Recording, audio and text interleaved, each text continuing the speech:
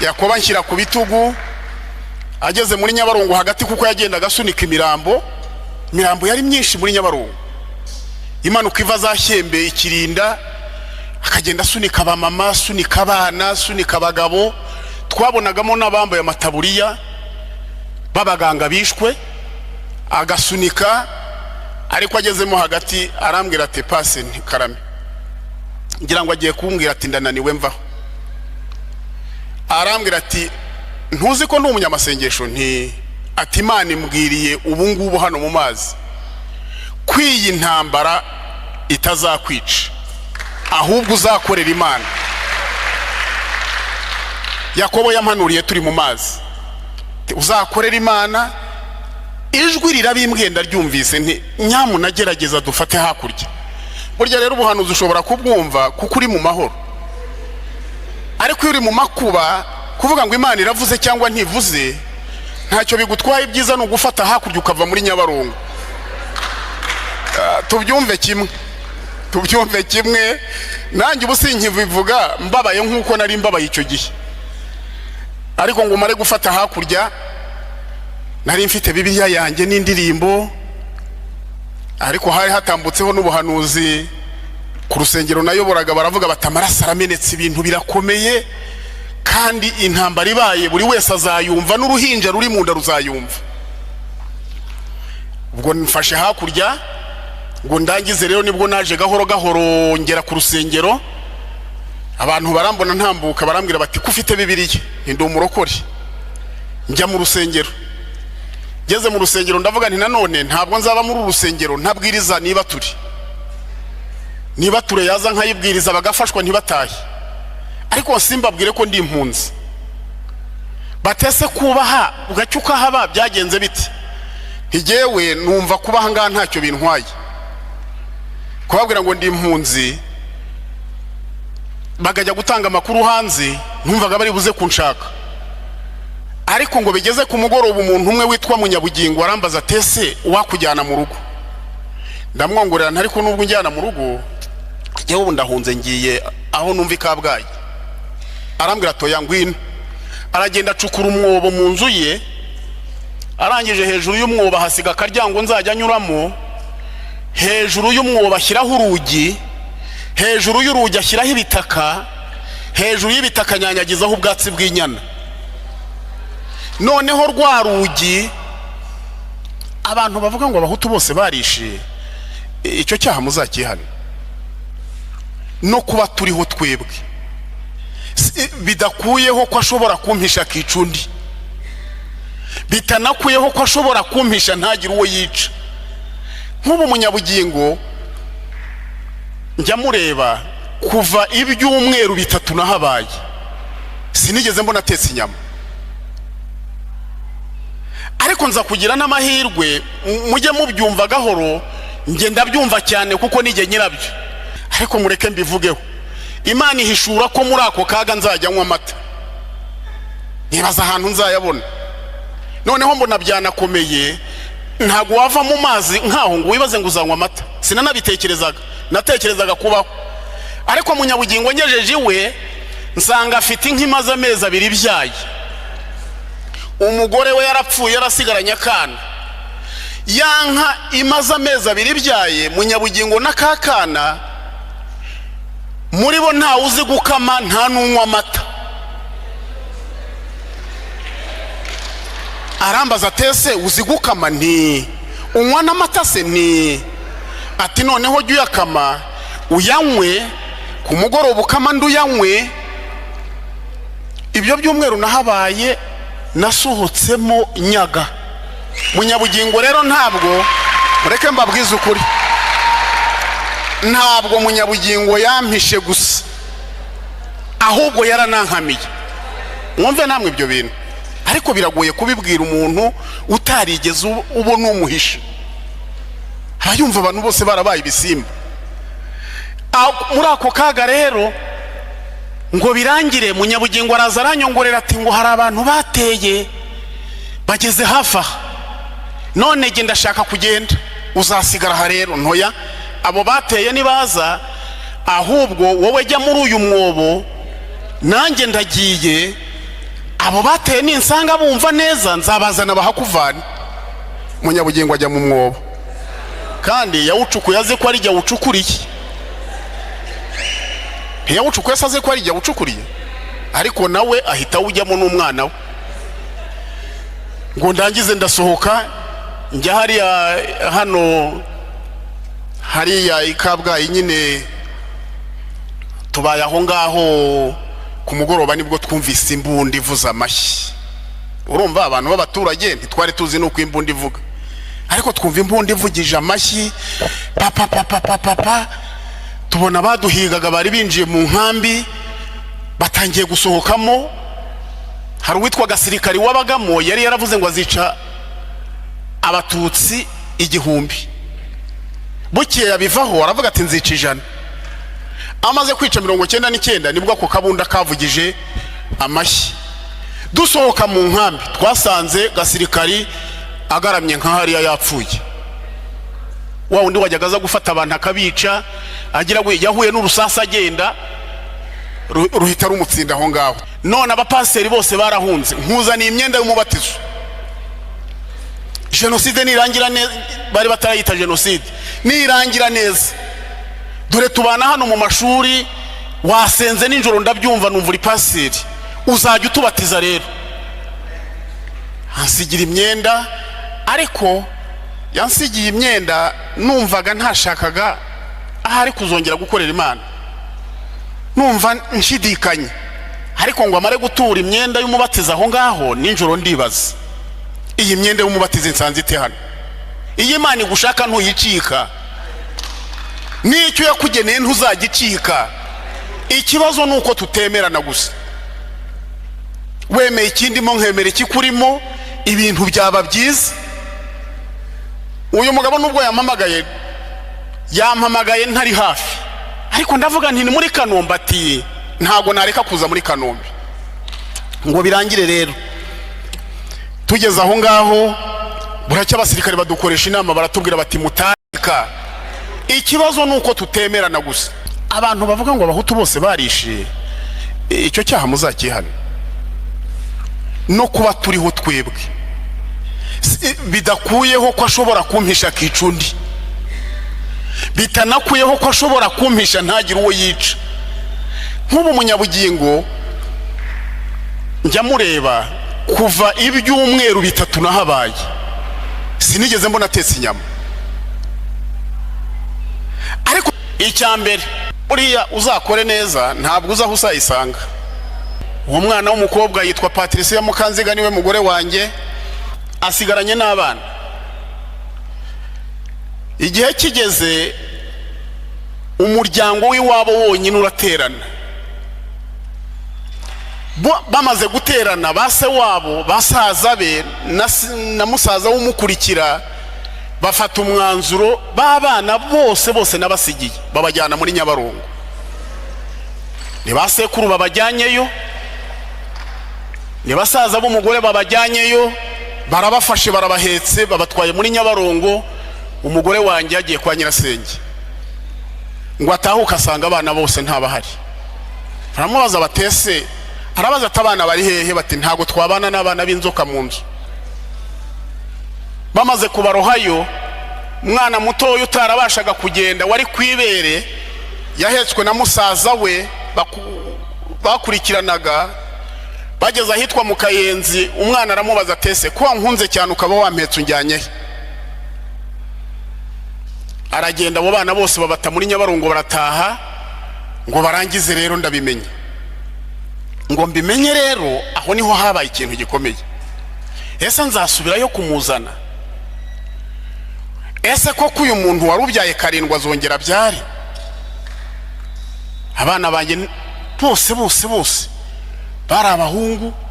Ndagenda mfata wa mudamu ndamugarura, ariko ngitunguka iwabo naratungutse gutya, andebye abona niki. Ahita iserera ashaka kwitura hasi araturikararira. Aravuga turajya hehe? Ntinje kukureba. Aturandeba iki? Ati abana barabamaze barashize. Atuza babishe ntago mbazi.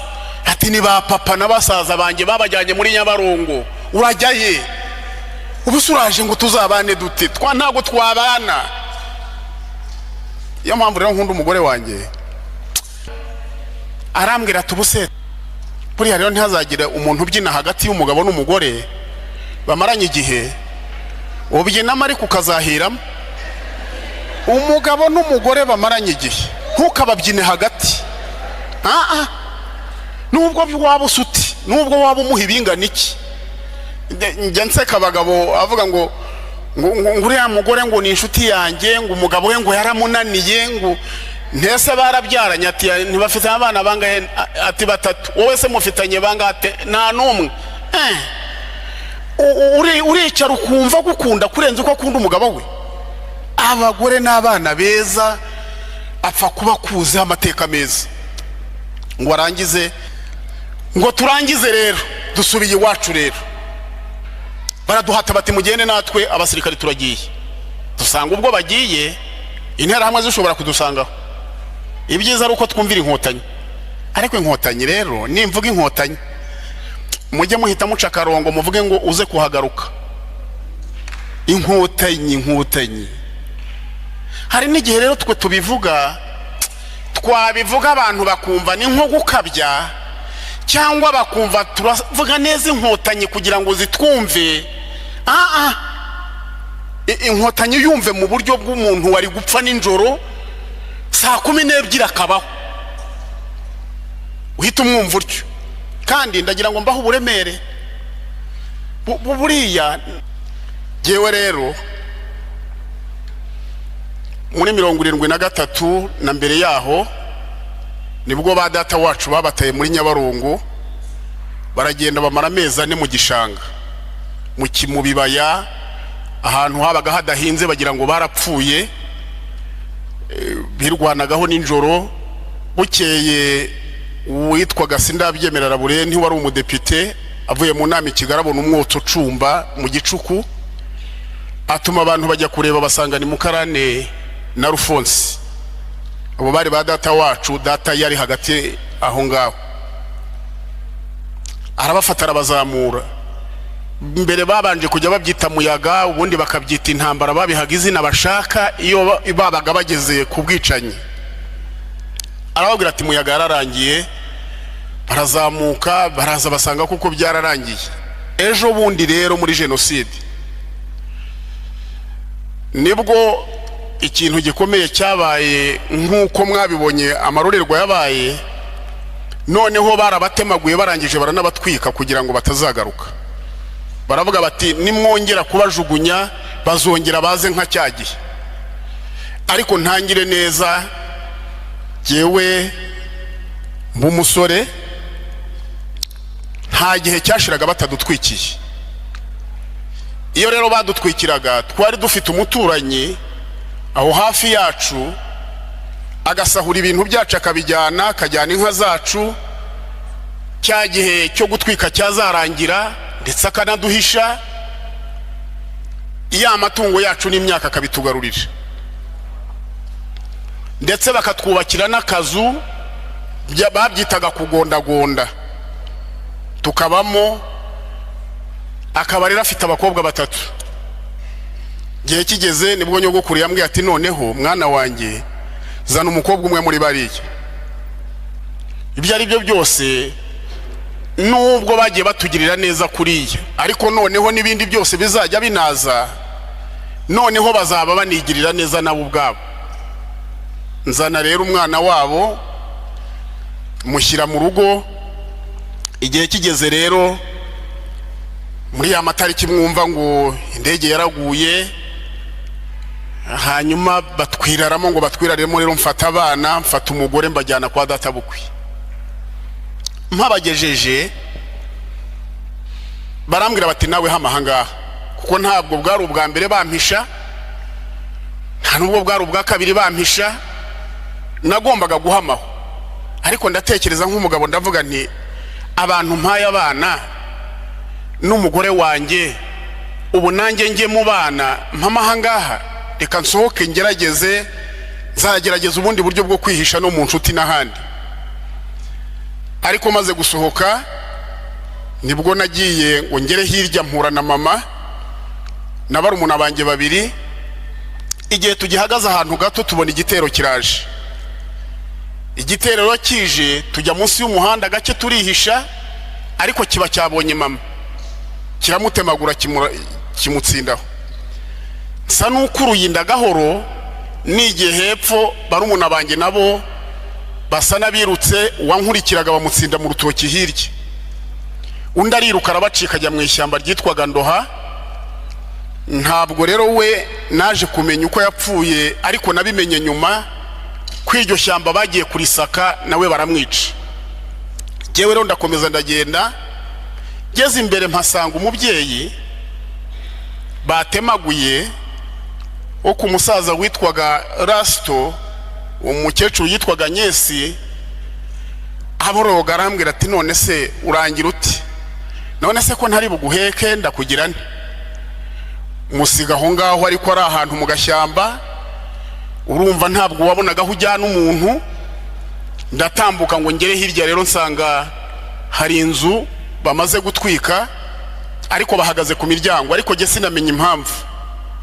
Bafashe abana babarunda mu nzu n'umukecuru barayitwika bakingira inyuma.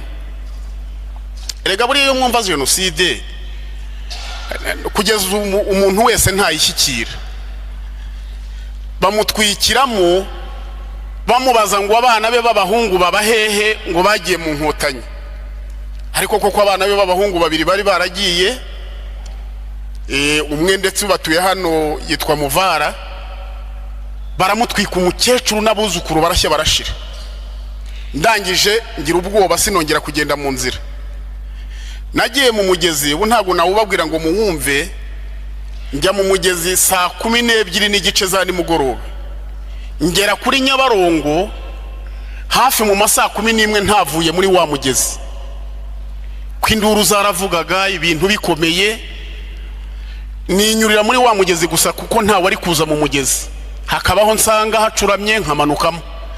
Hakabaho nsanze ibiti bishinyitse bitya bikanshwanyurira imyenda. Manukamo kugeza ngeze muri Nyabarongo. Mpageze mpasanga abana b'abanyamasengesho nayoboraga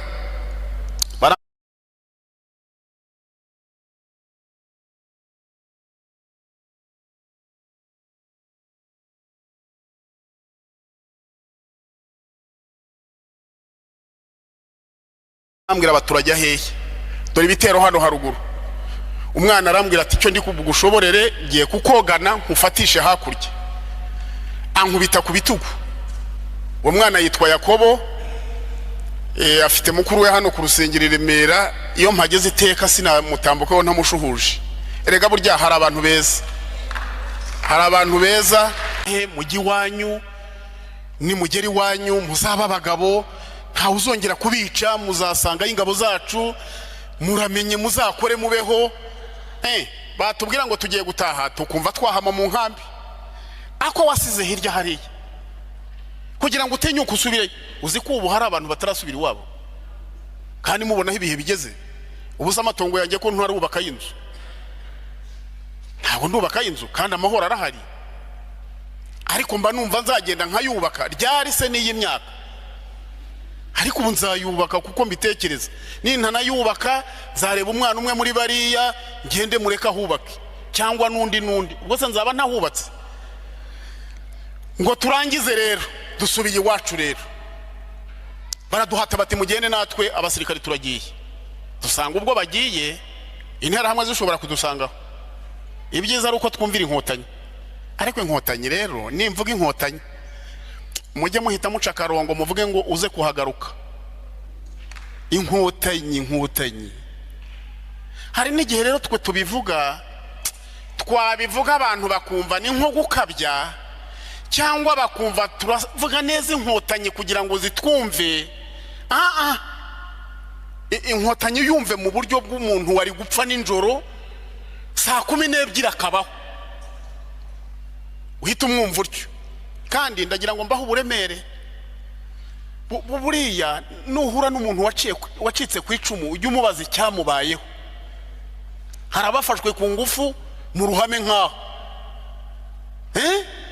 hari batwebwe twanyuze mu mazi, hari abandi noneho bagiye batwikirwa mu mazu nk'ayo bakavamo, hari abataburuwe mu nzobo bakajya bavanwa mu mirambo, hari nabo bagiye batema amajosi akagwa nyuma yaho bakayadoda.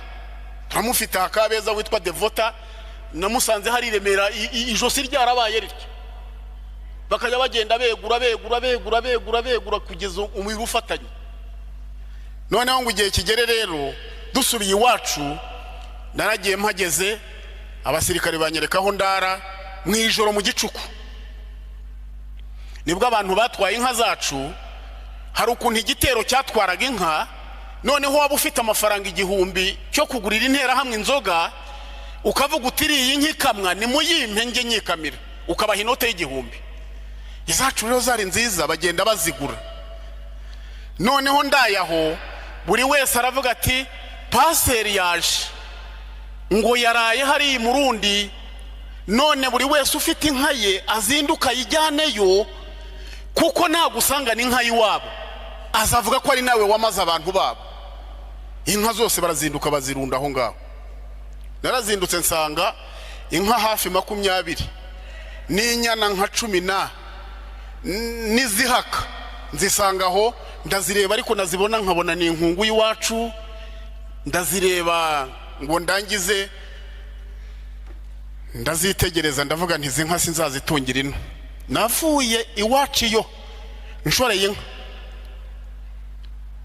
nambuka Nyabarongo nshoreye inka, nagera aho abasirikari bari nkaryama, nkinikiza nimugoroba ngakama bakamfasha. Mu gitondo ntindagiye, bati wasibiye ntoya, nkakata inkoni nkaza, nazororeye hano Nyabisindu. Najya no inka zanjye zarishaga muri ya museya ahangaha hahindutse kiye, najyaga nzikubitamo bakareba bakavuga bati uyu mugabo yavuye i Bugande. Bumvaga nta handi umuntu yakura inka hano mu Rwanda. Ngo ndangize rero nibwo namenye rero amarorerwa yabaye. Ate rero umudamu wanjye asigaranye n'abana,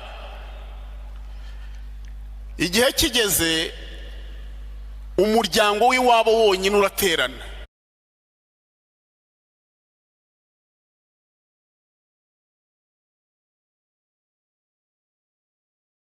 Imana ihoriza kubusura, mubona bazaga umubatizo hazamwe umwana witwa Uwitonze yambaye imyenda y'umwana wanjye w'imfura.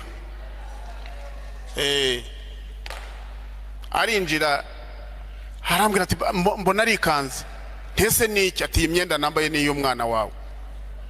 Ninde se wayiguhaye? Ati bajya kubata muri Nyabarongo babakuyemo imyenda barayiduha. Ati nakana karayambaye, nakana karayambaye, nakana karayambaye.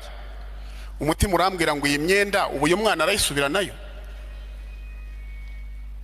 Umutima urambwira ngo yimwake. Umutima urambwira ngo bayisubiranyeyo waba uri muzima. Ariko hirya y'iminota nk'ingahe numva umwuka wera aratabaye, arambwira ngo nubona iyi myenda urabubonye umwana. Mbwira Witonze ntiwatsinze, taha nta kibazo. Burya bo bicaga cyane ngo bajyane ibintu byose, kuko niko babaga bababwiye. Mwoka byarama nimureke mpagararira ahangaha, nzasubukurira hangereje ubutaha.